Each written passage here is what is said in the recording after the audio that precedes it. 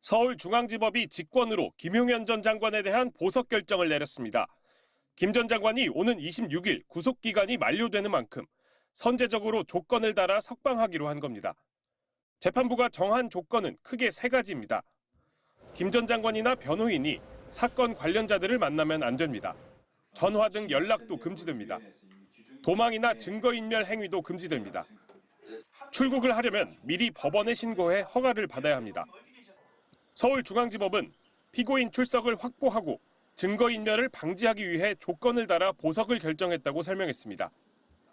김 전 장관이 보증금 1억 원과 함께 재판에 잘 출석하고 증거를 인멸하지 않겠다는 서약서를 내면 석방되는데 조건을 어길 경우 재구속, 보증금 몰취, 과태료 1,000만 원 또는 20일 이내 감치 등의 조치를 할 수 있습니다. 그러나 정작 김용현 전 장관 측은 법원의 직권 보석을 거부하며 서울고법에 항고장을 제출했습니다. 김 전 장관 측은 피고인의 의사와 무관하게 직권으로 보석을 명하고 주거지 제한, 연락 금지 등의 조건을 부과하는 것은 사실상 구속 상태를 연장하는 것이라고 밝혔습니다. 어차피 며칠 지나 구속기간이 만료되면 풀려나는데 석방을 위한 제약을 받아들이지 않겠다는 겁니다. 서울고법이 김 전 장관 측의 항고를 기각하더라도 김 전 장관 측이 이를 거부하며 보석 보증금이나 서약서를 내지 않으면 검찰이 석방을 지휘할 수 없습니다. 결과적으로 김 전 장관 측이 버틸 경우 아무런 제약 없이 구속기간이 만료되면 풀어줄 수밖에 없는 상황입니다. MBC 뉴스 윤상문입니다.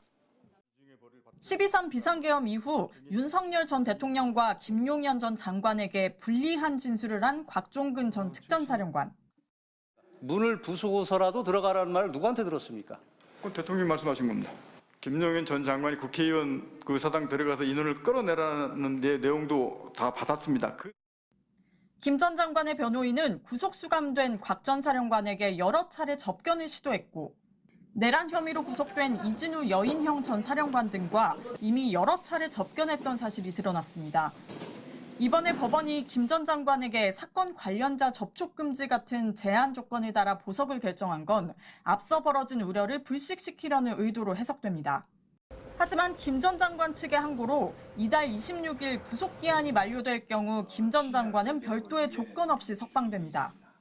문제는 이진우 여인형 등 전직 군사령관들과 김봉식 전 서울경찰청장, 노상원 씨 등 내란에 깊이 관여한 인사들의 만기 석방도 이달 말부터 이어진다는 점입니다.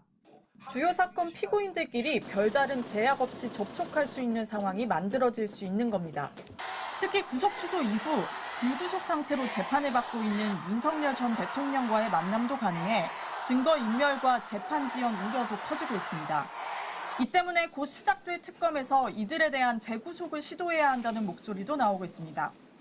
시민들의 일반적인 법감정에 비춰보면 범죄의 중대성에 비추어서 이건 좀 상식에 반하는 거 아닌가. 특검이 늦어도 이번 달 안에는 출발을 하면은 외환죄라든지 새로운 범죄들로 이제 구속을 시켜야 됩니다.